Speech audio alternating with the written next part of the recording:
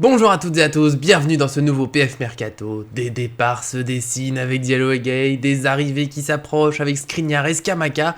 On a un très beau programme aujourd'hui. Avant de démarrer tout ça, n'oubliez pas, comme d'habitude, le petit j'aime sur la vidéo pour vous soutenir, c'est très important. On voit ces derniers temps, vous êtes de plus en plus nombreux, forcément ça nous fait plaisir. Et on compte bien sûr continuer encore très longtemps de vous faire vivre l'actualité du PSG, donc abonnez-vous en activant la cloche pour être sûr de ne rien manquer. C'est parti pour aujourd'hui, on commence avec les départs plutôt du côté du PSG, et il y a notamment la tournée au Japon qui arrive, un départ prévu ce samedi. C'est un moment très important pour faire un peu de tri parce qu'on devrait voir un peu plus précisément de quel joueur le PSG veut se séparer, puisqu'il suffit de ne pas les convoquer dans le groupe. C'est l'idée évoquée depuis plusieurs jours par les médias, ça devrait bien se faire, on devrait voir la liste qui se dessine petit à petit au fil de la semaine. C'est confirmé encore aujourd'hui avec l'équipe qui a même fait une liste de 10 joueurs, alors je vais dire les 10 noms, même si bon, on garde une certaine prudence. Il s'agit pour le moment de Rafinha, Sergio Rico, Mauro Icardi, Levin Kurzawa, Julian Draxler, Ander Herrera, Eric Junior, Dinamimbe, Georginio Wijnaldum, Abdou Diallo et Idrissa Gueye. Une belle liste, on souligne tout de même pour Wijnaldum qui a une part de flou, parce que nous on nous a plutôt dit qu'il devrait rester au PSG, avoir une seconde chance, donc on verra quand même si cette liste se confirme bien.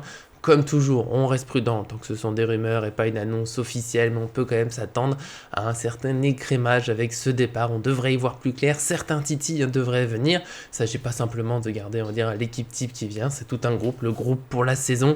Le groupe pour la saison, donc qui pourrait compter les jeunes avec pour eux une place dans le groupe, souvent l'entraînement, peut-être quelques fois en match, on l'espère. En tout cas, le projet se dessine. Et pour revenir au côté départ, il y en a deux quand même dans cette liste où ça se confirme petit à petit. Il s'agit d'Abdou Diallo et Idrissa Gueye. Pour Diallo, il y a les journalistes Benjamin Quarez du Parisien et Loïc Tanzi de RMC Sport qui ont confirmé qu'il ne sera pas sur la liste du PSG pour ce stage de préparation au Japon, un choix qui serait fait entre le joueur et le club d'un commun accord, donc pour faciliter le départ du joueur, puisque voilà, il est temps pour lui évidemment de passer à autre chose. Il y a une certaine logique, il a peu joué depuis qu'il est arrivé au PSG, c'est voilà, une espèce de déception avec un petit coup de regret, en tout cas de mon côté je trouve qu'il n'a pas non plus eu assez sa chance quand il était disponible, surtout quand on voit que voilà, Kimpembe a traversé plusieurs périodes un petit peu compliquées, un petit peu trop d'erreurs. Je pense que Diallo aurait pu avoir sa chance, mais en même temps, il a aussi eu quelques blessures, donc forcément c'est compliqué. Lui en tout cas a de quoi s'agacer de sa situation, de peu jouer. Skriniar va arriver, Kimpembe ne va pas forcément partir, donc voilà, pour lui un transfert c'est assez logique pour essayer de redevenir un titulaire régulier dans un club. On verra lequel, pour l'instant il n'y a pas d'indication précisée là-dessus, mais il devrait bien partir prochainement. Pas de nouvelles de Kerrer, parce que bon, on va garder des doublés en défense, parce que finalement Kerrer va rester avec la possibilité de jouer à latéral droit. Ça, on verra. En tout cas, voilà, Diallo plutôt vers le départ. On verra bien sûr ensuite ce qui se confirme exactement ou non. Et pour le deuxième joueur, Idrissa Gueye, milieu de 22 ans, sous contrat jusqu'en 2023. On va dire que c'est un peu un été où il faut choisir prolongation ou départ pour éviter un départ gratuitement l'été prochain. Et le choix est assez clair du côté du PSG. C'est le départ pour Idrissa Gueye. Il y a Foot Mercato et l'équipe qui ont évoqué un intérêt du Galatasaray. On a pu nous le confirmer avec nos informations sur notre site déjà dès ce matin. La vidéo, c'est comme ça, il faut attendre un petit peu après. Donc, il faut aller sur le site si vous voulez toutes les infos directement au plus vite. Mais bon, avec les vidéos, on vient au plus vite. Et donc, forcément, je vais vous faire le résumé. Je suis pas méchant. On a pu confirmer que le Galatasaray compte bien boucler cette arrivée. Que pour le PSG, l'accord a l'air bien possible. Il n'est pas encore question d'un prix précis. On m'a parlé de 10-15 millions d'euros. Mais là, attention tout de même, parce qu'il n'était pas question de dire voilà, ça va se boucler pour telle somme, ça va danser dans cette mare-là, on va dire à peu près 10-15. Donc en tout cas, le joueur, lui, est plutôt ouvert à l'idée de partir. Alors Galatasaray, pas forcément une grande destination.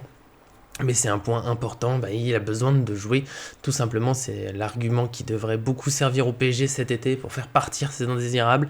La Coupe du Monde en novembre, alors qu'a provoqué beaucoup de débats, je peux comprendre, entre le lieu, la date, tout ça pose des problèmes, mais pour le PSG, c'est peut-être une excellente nouvelle, puisque c'est une façon de dire aux joueurs, si vous voulez pas partir, vous ne jouerez pas, et vous ne jouerez pas jusqu'en novembre, et ça va être très difficile pour vous de jouer la Coupe du Monde, forcément, c'est une motivation pour partir. Et puis pour Gueye, le Galatasaray, c'est tout de même pas si mal. Alors certes, c'est pas un candidat pour la victoire avec des champions, mais c'est quand même un club avec une certaine histoire, une belle ambiance, souvent un stade très bouillant, et puis quand même de belles choses à réaliser. Il y a quelques très bons joueurs là-bas.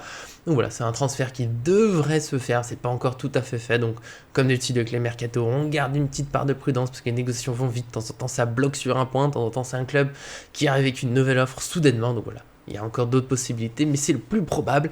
Et donc forcément, comme d'habitude, je vais vous demander votre avis sur ces départs avant de passer aux arrivées, comme je vous l'ai dit, de Scamacca et Skriniar. Ça vient juste après, mais là je le redis dans les commentaires. Dites-moi vous si vous êtes plutôt content de ces départs, Diallo, Gay, si c'est des déceptions. Moi je suis un petit peu déçu pour Diallo, j'ai l'impression qu'il n'a jamais eu vraiment sa chance au PSG.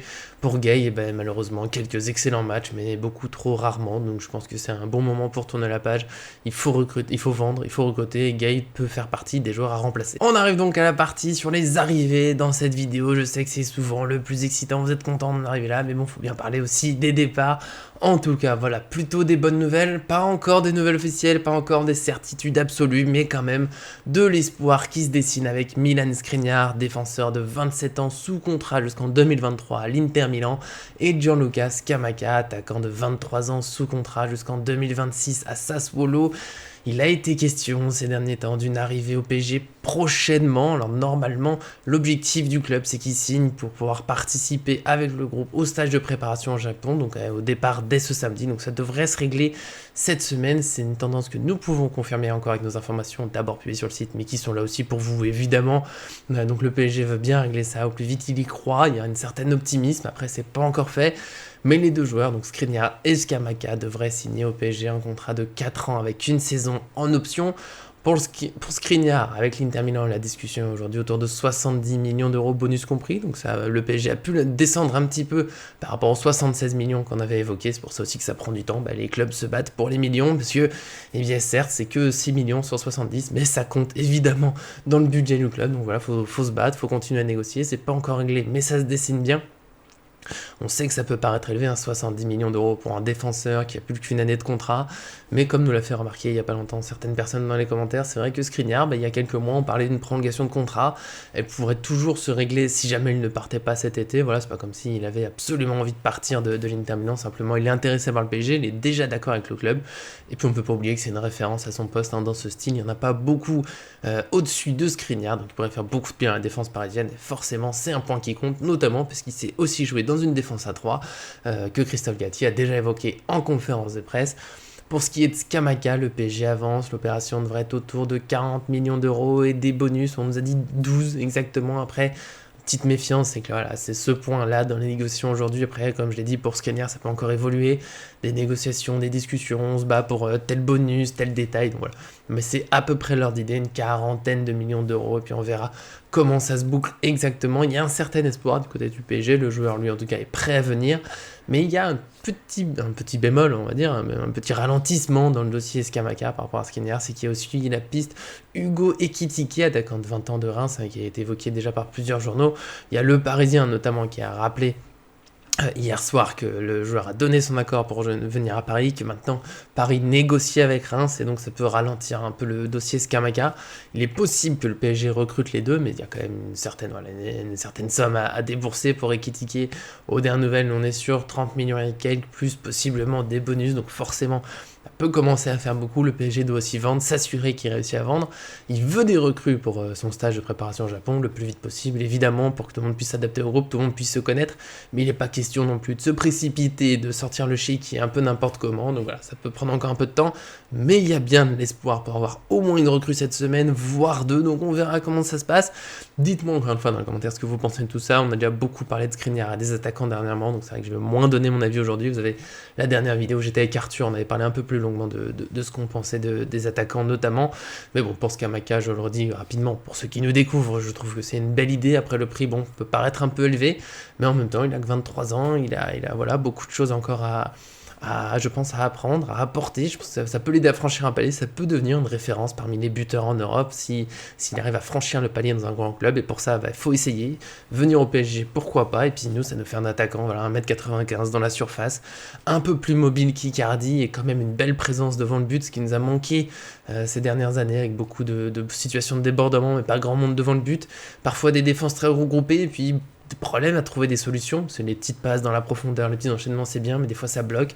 C'est bien de pouvoir faire des centres sur un, on va dire, géant. C'est quand même 1m95, c'est plutôt grand. Donc voilà, pour pouvoir mettre des têtes, ça pourrait faire du bien. Donc on verra ce qui se passe. Et puis Ekitike, très beau profil, très jeune, grand talent, évidemment, il plaît à tout le PSG. On verra comment ça se passe exactement. Comme j'ai dit, il faut encore des départs aussi au PSG. Mais il va se passer encore beaucoup de choses, je le rappelle. Pour ceux qui ne le savent pas, le mercato en France s'arrête le 1er septembre à 23h. Donc d'ici là, on devrait se revoir assez souvent pour parler mercato. On parlera aussi des matchs qui arrivent très vite. Le premier match amical, c'est ce vendredi à 17h. Bien sûr, on sera là pour le présenter un petit peu, pour le débriefer. Voilà, on va reprendre un petit peu tout ça, même si ce ne sont que des amicaux, ça fait du bien. Donc on se retrouvera très vite dans une nouvelle vidéo. Abonnez-vous évidemment pour ne rien manquer, ça fait toujours plaisir. Merci bien sûr à Arthur pour l'image, il n'était pas là aujourd'hui, c'est comme ça, on fait comme on peut avec l'emploi du temps de chacun. Et puis bien sûr, merci à tous et à très bientôt sur cette chaîne.